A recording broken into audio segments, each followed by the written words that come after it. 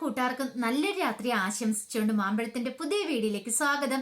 നമുക്ക് നേരെ കിരണിന്റെയും കല്യാണിയുടെയും നാളത്തെ നല്ലൊരു പ്രമോ വിശേഷം കണ്ടാലോ. അങ്ങനെ നാളത്തെ പ്രമോ വിശേഷത്തെ നമ്മൾ കാണുന്നത് ആകെപ്പാടെ തകർന്നടിഞ്ഞ മനസ്സുമായിട്ട് ശാരി വീട്ടിലേക്ക് വന്ന് കയറുന്നത്. ഈ സമയത്ത് സരുവിന് പല സംശയങ്ങളും ഉണ്ടാകുന്നുണ്ട്. അപ്പൊ സരു വിചാരിച്ചത് എന്താ, രൂപാന്റിനെ കുറിച്ച് ആലോചിച്ചിട്ടായിരിക്കും അമ്മയുടെ മനസ്സിലെ ടെൻഷൻ. അപ്പൊ അതിനെക്കുറിച്ച് തന്നെയാണ് ശാരി സംസാരിക്കുകയും ചെയ്തത്. അല്ലാതെ മകളോട് പറയാൻ പറ്റില്ലല്ലോ നീ എന്റെ മകളല്ല എന്നുള്ള സത്യം. അതെങ്ങാനും പറഞ്ഞിട്ടുണ്ടെങ്കിൽ സരു എന്താ ചെയ്യുന്നത് പറയാൻ പറ്റില്ല. ഈ സമയത്ത് പ്രഗ്നന്റ് ആയിട്ടിരിക്കുന്ന സമയം സരുവിന്റെ മുഖത്ത് നോക്കി അധിക സമയം നിൽക്കാനുള്ള ത്രാണി പോലും ശാരിക്കില്ലായിരുന്നു. ശാരി അകത്തേക്ക് കയറി പോവാ. അങ്ങനെ അകത്തേക്ക് കയറി ചെല്ലുമ്പോൾ രാഹുല് മുടിയൊക്കെ ഈരി കുളിയൊക്കെ കഴിഞ്ഞു വന്നല്ല കുട്ടപ്പനായി മുടിയൊക്കെ ഈരി റെഡിയാകുമായിരുന്നു. ഇങ്ങനെ കുറച്ച് സമയം ശാരിയോടെ നോക്കിന്നു. തന്നെ വഞ്ചിച്ചിട്ട് നിൽക്കുന്ന ദുഷ്ടനാ, എന്ത് ചെയ്യണം എന്നറിയത്തില്ല. പക്ഷെ സത്യാവസ്ഥ മൊത്തം അറിഞ്ഞിട്ടില്ല. തന്റെ മകളല്ലെന്ന് അറിഞ്ഞിട്ടുള്ളൂ. ഒരുപക്ഷെ ഇനി ഇയാളുടെ ആ താരയെന്ന് പറയുന്ന സ്ത്രീയുടെ ആണോന്നും കൂടെ അറിയണം. എങ്കിൽ മാത്രമേ തന്റെ ദൗത്യം പൂർത്തിയാവുള്ളൂ. അപ്പൊ അതിനുള്ള കാര്യങ്ങൾ അടുത്ത് ചെയ്യണ്ടേ. അങ്ങനെ രാഹുൽ തിരിഞ്ഞു നോക്കിയപ്പോ ശാരീനെ കണ്ടു. അല്ല എന്താ ശാരി നീ അവിടെ തന്നെ നിൽക്കണേ, എന്തായാലും കാര്യം ഉണ്ടോന്ന് ചോദിക്കുക. എന്നാ ഇങ്ങനെ തുറച്ചു നോക്കിയിരിക്കുന്നേ, നീ രാവിലെ ക്ഷേത്രത്തിൽ പോയെന്ന് ചോദിക്കാം. ക്ഷേത്രത്തിൽ പോയി. അതെന്താ പതിവില്ലാതെ ഈയിടെ ഞാൻ കാണുന്നതാണല്ലോ, എപ്പോഴും ഒരു ക്ഷേത്രത്തിൽ പോക്ക്. നിനക്ക് ഇങ്ങനത്തെ സ്വഭാവങ്ങളൊന്നും ഇല്ലാത്തായിരുന്നല്ലോ. പതിവില്ലാത്ത കാര്യങ്ങളൊക്കെയല്ലേ ഇവിടെ നടന്നുകൊണ്ടിരിക്കണേ. അതെന്താ ശരി അങ്ങനെ പറഞ്ഞ നീ എന്തോ കുത്തി പറഞ്ഞാലേ. അല്ല അപ്പുറത്തെ അവളുണ്ടാ കല്യാണി, അവൾക്കാണ് ഈയിടെയിലെ അവാർഡൊക്കെ കിട്ടി അവള് വലിയ വലിയ നിലയിലേക്ക് പോയിക്കൊണ്ടിരിക്കുക. നമ്മളുടെ മോൾക്ക് ചിത്രരചന അറിയാന്ന് പറഞ്ഞ വല്ല കാര്യമുണ്ടോ, എവിടെയാ എത്തിച്ചേർന്നോ? അപ്പൊ നമ്മുടെ മോളെ ഏതെങ്കിലും ഒരു കരയ്ക്ക് എത്തിക്കണ്ടായി. അതുകൊണ്ടാ ഇനിയിപ്പൊ ഇവിടെ നിന്നാലും അവൾക്ക് ഒരു ക്ലച്ച് പിടിക്കുമെന്ന് എനിക്ക് തോന്നുന്നില്ല. എത്രയും പെട്ടെന്ന് മരുമാൻ്റെ കൂടെ അമ്മ അങ്ങ് അമേരിക്കയിലേക്ക് വരണം, അത് മാത്രം എനിക്ക് ഏക പ്രതീക്ഷയുള്ളൂ. അപ്പൊ അതിന് വേണ്ടിയിട്ട് കുറെ വഴിപാടുകളും നേർച്ചകളും ഒക്കെ കഴിക്കാനുണ്ടായിരുന്നു. അതൊക്കെ നടത്താൻ വേണ്ടി പോയതാ. പിന്നെ അപ്പുറത്തുള്ളവരുടെ കണ്ണദോഷം എന്ന് പറഞ്ഞ് ചെറുതല്ലല്ലോ. ഓ അപ്പൊ അതാണ് കാര്യങ്ങള്. പിന്നീട് രാഹുൽ പറഞ്ഞു എന്നാ ശരി, അതെ എനിക്ക് വിശക്കുന്നുണ്ട്, ഞാൻ വരെ പോയി ആഹാരം കഴിക്കട്ടെ എന്ന് പറഞ്ഞ് താഴേക്ക് അങ്ങോട്ട് ഇറങ്ങിപ്പോവാ. ഈ സമയത്ത് ശാരി എവിടെയെല്ലാം നോക്കി ചീപ്പ് എടുത്തു. ചീപ്പിനകത്തുനിന്ന് രാഹുലിന്റെ മുടി കിട്ടി. ഇത് മാത്രം മതി, ഇതും താരയുടെയും സരുവിന്റെയും വെച്ച് അങ്ങനെ ഇതെല്ലാം കൊണ്ടേ കൊടുത്തിട്ടുണ്ടെങ്കിൽ ഇവരുടെ മകളാണോ സരു എന്നുള്ള സത്യം അറിയാനായിട്ട് സാധിക്കും. അങ്ങനെ അറിഞ്ഞെങ്കിൽ പിന്നെ താൻ എന്താ ചെയ്യാൻ പോന്ന് അറിയാൻ പോലും പറ്റില്ല. സമനില തെറ്റും തന്റെ ഉറപ്പായിട്ടുള്ള കാര്യമാണ്. പിന്നെ താൻ ഇങ്ങനെ വെറുതെ വെച്ചേക്കില്ല. അങ്ങനെ ശാരി അതൊക്കെ കളക്ട് ചെയ്ത് അങ്ങോട്ട് പോകാൻ ഇറങ്ങുവാണ്. അങ്ങനെ ഇറങ്ങി ചെല്ലുമ്പോൾ രാഹുൽ ഇരിക്കുന്നുണ്ട്. രാഹുൽ ചോദിച്ചു, അല്ല നീ ഫുഡൊന്നും കഴിക്കണില്ല, നീ എങ്ങോട്ടേ പോണേ? അതെ എനിക്ക് ആ രൂപയുടെ അടുത്ത് വരെ ഒന്ന് പോണം. രൂപയുടെ അടുത്ത് അങ്ങോട്ട് എന്തിനാ ഇപ്പൊ ഈ സമയത്ത് പോണേ? പെട്ടെന്ന് സരിയോ അങ്ങോട്ട് വന്നു. സരിയോ വന്നിട്ട് പറഞ്ഞു, അച്ഛനെ പറ്റിക്കുവാണെന്ന് നല്ല സംശയമുണ്ട്. രൂപാന്റെയും ആ ചന്ദ്രസേന എന്ന് പറഞ്ഞ അയാളും കൂടെ കൂടിച്ചെന്ന്. അതെന്താ ഇപ്പൊ അങ്ങനെ തോന്നാനായിട്ട്? അല്ല അവിടെ നടക്കുന്ന കാര്യങ്ങളൊക്കെ അങ്ങനെയാണേ. അമ്മ 2-3 ദിവസം അവിടെ പോയി നിന്നതല്ലേ. അപ്പൊ അമ്മയ്ക്ക് ചില സംശയങ്ങളൊക്കെ ഉണ്ടായിട്ടുണ്ട് രൂപാന്റെയും ആ സേനൻ എന്ന് പറഞ്ഞ അയാളുമായിട്ടുള്ള അടുപ്പം കണ്ടിട്ട്. അതുകൊണ്ടാ ശാരി പെട്ടെന്ന് ശരിയാ അവിടം വരെ ഒന്ന് പോണം, കുറച്ച് കാര്യങ്ങളും കൂടി അറിയാനുണ്ട്. രൂപ എങ്ങാനും പറ്റിക്കുവാണെങ്കിൽ വെറുതെ വിട്ടുകൂടാ. ഇങ്ങനെ പല കള്ളത്തരങ്ങളും പറഞ്ഞ് ഇത്രയും കാലം കഴിഞ്ഞവരുണ്ട്, അവരെ ഒന്നും വെറുതെ വിടാൻ പറ്റുക. സത്യമാണെന്ന് അറിഞ്ഞിട്ടുണ്ടെങ്കിൽ ഭൂമിക്ക് മീതെ വെച്ചേക്കില്ലെന്ന് പറയാം. നീ എന്തിനാ ശരി ഇത്ര ദേഷ്യപ്പെടുന്നേ? ഇതിന്റെ ആവശ്യമുണ്ടോ? രൂപ ഒരിക്കലും എന്നോട് കള്ളത്തരം കാണിക്കില്ല. അവൾ എന്റെ പെങ്ങളാ, അറിയാവോ? അവൾക്ക് ഞാനുള്ള മാർഗങ്ങളൊക്കെ പറഞ്ഞു കൊടുത്തിട്ടുണ്ട്, ആ സേനനെ എങ്ങനെ ഇല്ലാതാക്കണമെന്ന്.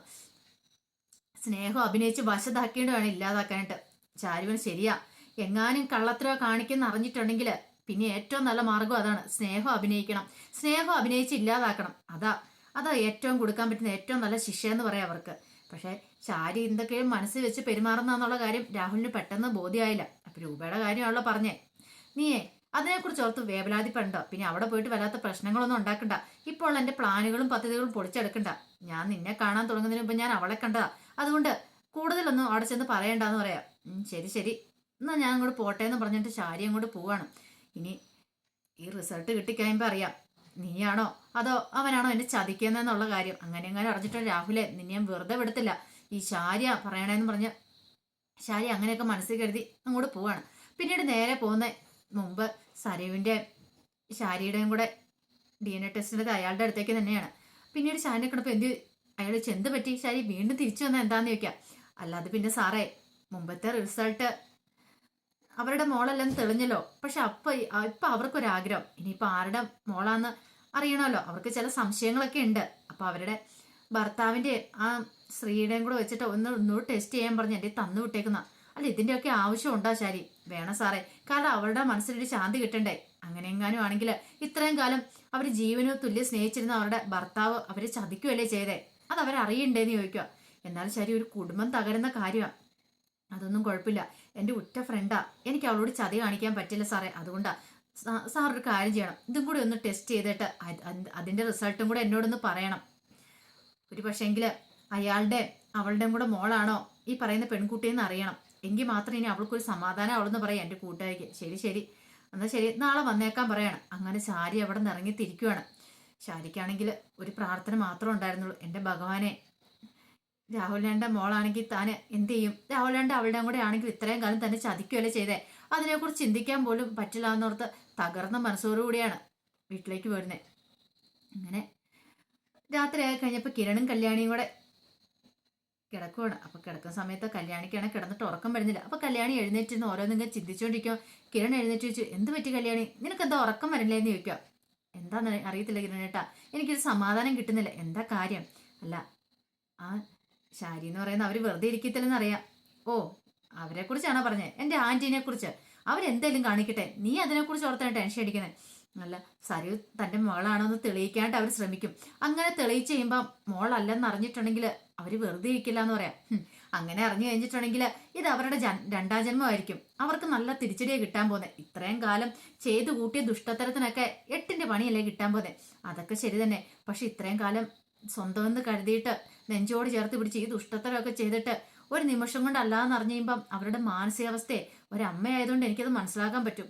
സ്വന്തമെന്ന് കരുതിയത് സ്വന്തമല്ലെന്ന് അറിഞ്ഞു കഴിയുമ്പോൾ ആ ബുദ്ധിമുട്ട് അതെനിക്ക് ചിന്തിക്കാൻ പറ്റുന്നതിൽ അപ്പുറമാണ്. എത്ര ദുഷ്ടയാന്ന് പറഞ്ഞാലും അവരൊരു സ്ത്രീയല്ലേ, അവരുടെ ഉള്ളിലല്ലേ ആത്മാഭിമാനോ അതുപോലെ തന്നെ തൻ്റെ സ്വന്തം മോളാന്ന് കരുതിയത് അല്ലാതാകുമ്പോഴൊരു വേദന എനിക്ക് ചിന്തിക്കാൻ പറ്റുന്നില്ല എന്നുള്ളു. ഓ, നിനക്ക് പിന്നെ പണ്ടേ തൊട്ട് ഈ സെൻറ്റി ഉള്ളതാണോ, നീ അതിനെക്കുറിച്ചൊന്നും ടെൻഷൻ അടിക്കണ്ട. പക്ഷെ അങ്ങനെയാണെങ്കിൽ അറിഞ്ഞാൽ അവർ വെറുതെ ഇരിക്കുമെന്ന് തോന്നില്ല.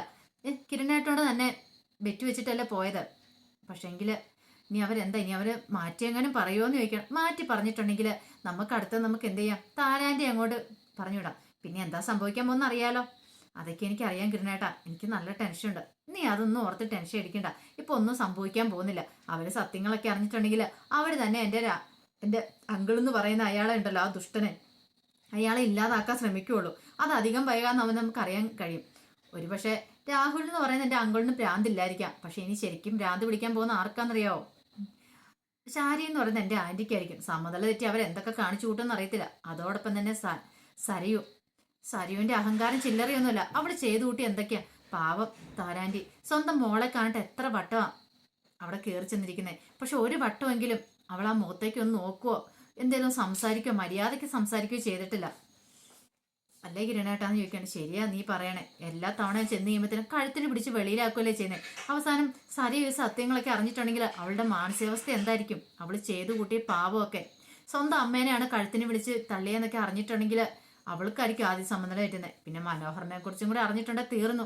നമ്മൾ പിന്നെ പ്രത്യേകിച്ച് ശിക്ഷയൊന്നും കൊടുക്കേണ്ട വരില്ല കല്യാണി. നമ്മൾ തെറ്റൊന്നും ചെയ്തിട്ടില്ല അറിഞ്ഞോണ്ട്. പക്ഷെ അവർ ചെയ്ത തെറ്റിനുള്ള ശിക്ഷ അവർക്ക് കിട്ടാൻ പോകുന്നത്. അതോർത്ത് നീ വിഷമിക്കണ്ട, നീ കിടന്നുറങ്ങിക്കോ. ഇനിയിപ്പോൾ അധികം വൈകാതെ തന്നെ ആ സത്യങ്ങളൊക്കെ നമുക്ക് അറിയാൻ കഴിയുമെന്ന് പറയാം. അങ്ങനെ പിറ്റേ ദിവസം രാവിലെ തന്നെ ശാരി നേരത്തെ എഴുന്നേറ്റ് ഇന്ന് റിസൾട്ട് കിട്ടും. അതൊക്കെ ഓർത്ത് വല്ലാത്തൊരു ടെൻഷനായിരുന്നു. എൻ്റെ ഭഗവാനെ, താൻ മനസ്സിൽ കരുതിയതുപോലെ എങ്ങനെ സംഭവിക്കാൻ പോകുന്നെങ്കിൽ എന്ത് ചെയ്യണമെന്ന് വല്ല അറിയത്തില്ല. എങ്ങനെ ജീവിതം മുന്നോട്ട് പോകുമെന്ന് അറിയത്തില്ല. ഒരു പക്ഷേ ഇനിയിപ്പോൾ മറിച്ചാണ് സംഭവിക്കുന്നതെങ്കിൽ കുഴപ്പമില്ല. അതൊക്കെ ഓർത്തിട്ട് ഒരുമാതിരി ഇതോടെ ശാരി രാവിലെ എഴുന്നേക്കുന്നേ. അങ്ങനെ പതിവ് പോലെ തന്നെ രാവിലെ ശാരി ക്ഷേത്രത്തിലേക്ക് പോവാണ്. ക്ഷേത്രത്തിലേക്ക് പോയി പ്രാർത്ഥിച്ച് മടങ്ങി നേരെ അയാളുടെ അടുത്തേക്ക് ചെല്ലുവാണ്. ആ സാറിൻ്റെ അടുത്തേക്ക് എന്നിട്ട്, അല്ല ഇന്നലത്തെ റിസൾട്ടിൻ്റെ കാര്യം അന്വേഷിക്കാൻ വന്ന, അതിനെക്കുറിച്ച് അറിയാൻ വന്നെന്ന് പറയാണ്. അങ്ങനെ ചെന്ന് കഴിയുമ്പോൾ അയാൾ ആ സത്യം കൂടെ പറയുവാണ് ശാരിയോട്. മറ്റൊന്നുമല്ല അയാൾ പറയണേ, നിങ്ങൾ കൊണ്ടുവന്ന ആ മുടിനാരയെ ഞാൻ പരിശോധിച്ച് നോക്കി. ആ കൊണ്ടുവന്ന അയാളുടെ മറ്റേ ആദ്യം കൊണ്ടുവന്ന ആ സ്ത്രീയുടെ മകളാണ് സരയു എന്നുള്ള സത്യം അയാൾ പറയുക. ഇതെല്ലാം കേട്ട് ഞെട്ടിത്തരിച്ച് ശാരി സമതല തെറ്റി വീട്ടിലേക്ക് വരുന്നൊക്കെ ഉണ്ട്. അപ്പൊ അതിന്റെ വിശേഷങ്ങളെ കാണാൻ പോകുന്നത്. ആ വിശേഷങ്ങൾക്കായി നമുക്ക് എല്ലാവർക്കും കാത്തിരിക്കാം കേട്ടോ. ആദ്യമായിട്ട് കാണുന്നവരാണെങ്കിൽ ചാനൽ ഇഷ്ടപ്പെട്ട ഒന്ന് സബ്സ്ക്രൈബ് ചെയ്യാൻ മറക്കരുതേ. അതോടൊപ്പം തന്നെ കണ്ടുകൊണ്ടിരിക്കുന്ന എല്ലാവരുടെ സപ്പോർട്ടിലേക്കും തുടർന്നും പ്രതീക്ഷിച്ചുകൊണ്ട് എല്ലാവർക്കും ഒരിക്കൽ കൂടി നല്ലൊരു രാത്രി ആശംസിച്ചുകൊണ്ട് നിർത്തുന്നു. നന്ദി.